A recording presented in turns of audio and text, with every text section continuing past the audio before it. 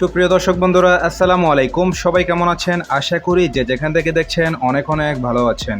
দর্শক বন্ধুরা, finally launch হয়ে গিয়েছে Oppo A17। খুব শীঘ্রই বাংলাদেশ মার্কেটে এই ফোনটি অ্যাভেলেবেল লঞ্চ হয়ে যাবে। এই ফোনটি ইন্ডিয়ার বাজারে একটি ভেরিয়েন্টে লঞ্চ হয়েছে 4GB 64GB। ফোনটির হাইলাইটেড বিষয় যেসব কিছু থাকছে: 50 মেগাপিক্সেলের একটি মেইন ক্যামেরা সেন্সর, গেমিংয়ের জন্য রয়েছে MediaTek Helio G35 এর মতো একটি ভালো চিপসেট, ব্যাটারিটিও রয়েছে 5000 mAh এর একটি বিগ ব্যাটারি।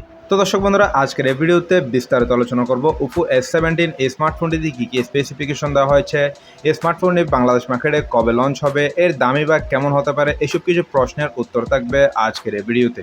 তো আর একটি কথা না বললেই নয়, যারা আমাদের চ্যানেলে নতুন রয়েছেন এখনই সাবস্ক্রাইব করে আমাদের পরিবারের একজন হয়ে থাকুন।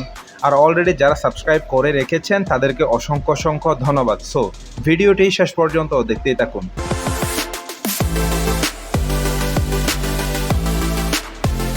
প্রথমে যদি স্মার্টফোনটির লুক আর বিল্ড কোয়ালিটি নিয়ে যদি কথা বলি, এই ফোনটি যথেষ্ট গুড লুকিং এর একটি ডিজাইন।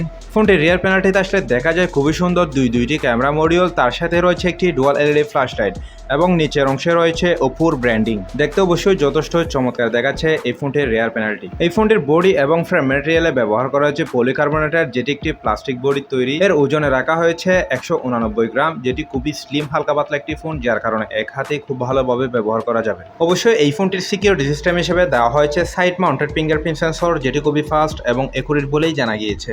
ফোনটির ফুটস অ্যান্ড বাটন হিসেবে দেখছে power button, volume rocker, speaker grill এবং USB Type-C 2.0 3.5mm headphone jack. আর অবশ্যই এই ফোনটি আরেকটি ভালো ব্যবহার হচ্ছে, এই ফোনটিতে দুইটি সিম কার্ড স্লট ব্যবহার করা যাচ্ছে, পাশাপাশি এক্সটার্নাল মেমোরি কার্ড ব্যবহার করারও সুবিধাও রয়েছে। আপনি চাইলে আপনার ইচ্ছে মতন ফোনের স্টোরেজটাও বাড়িয়ে নিতে পারেন। অবশ্যই এই ফোনটি কয়েকটি কালারের লঞ্চ হবে, ব্ল্যাক, ব্লু, ইয়েলো ইত্যাদি কালার লঞ্চ হবে। তো পার্সোনালি আমার কাছে এই ফোনটির কালার এবং এর লুক আর বিল্ড কোয়ালিটি যথেষ্ট ভালোই লেগেছে। আপনাদের কাছে কেমন লেগেছে অবশ্যই কমেন্ট বক্সে কমেন্ট করে জানাবেন, কারণ দিন শেষে আপনাদের মতামত আমার কাছে অনেক বেশি দামি। এইবার আসা যাক এই ফোনটির ডিসপ্লে সেকশনে। এখানে আসলে দেখা যায় 6.56 ইঞ্চের একটি IPS LCD ডিসপ্লে, যেটি কিনা 720x1612 পিক্সেল, যেটি অবশ্যই HD রেজোলিউশনের এবং 269 ppi ডেনসিটি। দর্শক বন্ধুরা, এই ডিসপ্লেটির পারফরমেন্স কেমন হবে? তো পার্সোনালি আসলে আমি আশা করেছিলাম এখানে একটি ফুল HD প্লাস রেজোলিউশনের ডিসপ্লে দেওয়া হবে, তার জায়গায় এখানে থাকছে অনলি HD রেজোলিউশনের একটি ডিসপ্লে। ওভারঅল বলতে গেলে এর ডিসপ্লে কোয়ালিটি 9-10 হাজার টাকা বাজেট সেগমেন্টের যে ফোনগুলিতে হয় থাকে এই ধরনের ডিসপ্লে পারফরমেন্স পাওয়া যাবে, তার থেকে বেশি পাওয়া যাবে না। দর্শক বন্ধুরা, এখানে নতুন করে আর কিছুই বলার নেই। আপনারা অনেকেই জানেন 9 থেকে 10 হাজার টাকা বাজেট সেগমেন্টের অন্যান্য ব্র্যান্ডের ফোনগুলিতে সেম এরকম ডিসপ্লে ব্যবহার করে থাকে। তবে এখানে আমরা আশা করেছিলাম এখানে একটি ফুল HD প্লাস রেজোলিউশনের IPS ডিসপ্লে হলো যথেষ্ট ভালোই হতো। এইবার আসা যাক এই ফোনটির ক্যামেরা সেকশনে। ফোনটির রিয়ার প্যানেলটিতে আসলে দেখা যায় খুবই সুন্দর দুইটি ক্যামেরা মডিউল, যার মেইন ক্যামেরা সেন্সর হিসেবে দেওয়া হয়েছে 50 মেগাপিক্সেলের একটি ওয়াইড অ্যাঙ্গেল লেন্স যা f1.8 অ্যাপারচার, এবং সেকেন্ডটিতে রয়েছে একটি 2 মেগাপিক্সেলের ডেপথ সেন্সর যা f2.4 অ্যাপারচার। এই ফোনটির রিয়ার ক্যামেরা দিয়ে সর্বোচ্চ ভিডিও শুট রেকর্ড করা যাচ্ছে 1080 30 fps, 60 fps এবং 120 fps। ফোনটির সেলফি ক্যামেরা হিসেবে দেওয়া হয়েছে একটি 5 মেগাপিক্সেলের ওয়াইড অ্যাঙ্গেল লেন্স। এর সেলফি ক্যামেরাতেও সর্বোচ্চ ভিডিও শুট রেকর্ড করা যাচ্ছে ফুল HD প্লাস রেজোলিউশনে 1080 30 fps। দর্শক বন্ধুরা, এর ক্যামেরার স্পেশাল ফিচার হিসেবে যেসব কিছু দেওয়া হয়েছে ISO controller, high dynamic ranging mode, HDR, digital zoom এবং ফেস ডিটেক্টেড প্যানোরামা ইত্যাদি ফিচার দেওয়া রয়েছে এর ক্যামেরা সেকশনে। তো দর্শক বন্ধুরা, এর ক্যামেরা কোয়ালিটি কেমন হবে? আপনারা অনেকে জানেন ওপোর ক্যামেরা পারফরমেন্স যথেষ্ট ভালোই হয়ে থাকে। এখানে থাকছে জাইরো EIS ভিডিও শুটের ক্ষেত্রে স্টেবিলাইজেশন, আপনি এটাও নড়াচড়া অবস্থায় খুব ভালোভাবে ফটো এবং ভিডিও শুট করতে পারবেন, এটি অবশ্যই ভালো দিক। এই ফোনটিতে সবচেয়ে বেশি নজর দেওয়া হয়েছে এর ক্যামেরা সেকশনে। অবশ্যই ফটো এবং ভিডিও কোয়ালিটি যথেষ্ট ভালোই পাওয়া যাবে, এদিক দিয়ে কোনো সন্দেহ নেই। এবারে যদি এই ফোনটি অপারেটিং সিস্টেম নিয়ে যদি কথা বলি, এখানে থাকছে Android 12 ভার্সন আর ইউআই হিসেবে থাকছে ColorOS 12.1 ভার্সন।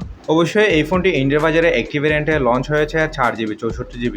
এর স্টোরেজ টাইপ হিসেবে থাকছে eMMC51, যার কারণে ফোনটি রিড আর রাইট স্পিড যথেষ্ট ভালোই পাওয়া যাবে। এবার আসা যাক এই ফোনটির প্রসেসরের সেকশনে। এখানে আসলে দেখা যায় MediaTek Helio G35, যেটি 12 nanometer আর্টিফিশিয়াল বিল করা একটি octa-core CPU, আর জিপিইউ হিসেবে থাকছে PowerVR G8320। দর্শক বন্ধুরা, এই চিপসেটের পারফরমেন্স কেমন হবে? অবশ্যই ভালো। এখানে PUBG, ফ্রি ফায়ার, আশপল9, কল অফ ডিউটি এই ধরনের গেমগুলো মিডিয়াম সেটিংসে অনায়াসে খেলতে পারবেন, কোনো ধরনের ল্যাগস বা ফ্যান্ডম দেখা দিবে না, এদিক দিয়ে কোনো সন্দেহ নেই। তবে হাই সেটিংসে খেলতে গেলে সামান্য ল্যাগস বা ফ্যান্ডম দেখা দিতে পারে। অবশ্যই মিডিয়াম সেটিংসে অনায়াসে অনায়াসে গেমিং রান করা যাবে। আর যারা multitasking, video editing, photo editing এ ধরনের রেগুলার কাজবাজ করে থাকেন তারা অনায়াসে করতে পারবেন, কোনো ধরনের সমস্যা ফেস করতে হবে না। সো ওভারঅল বলতে গেলে এখানে একটি মিড বাজেটের মধ্যে মিডিয়াটেকের ভালো একটি প্রসেসরও পেয়ে যাচ্ছেন।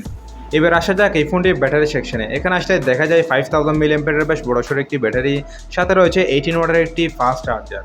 দর্শক বন্ধুরা, এর ব্যাটারি পারফরমেন্স কেমন হবে বলতে গেলে একদিন প্লাস প্লাস ব্যাটারি ব্যাকআপটিও পেয়ে যাবেন।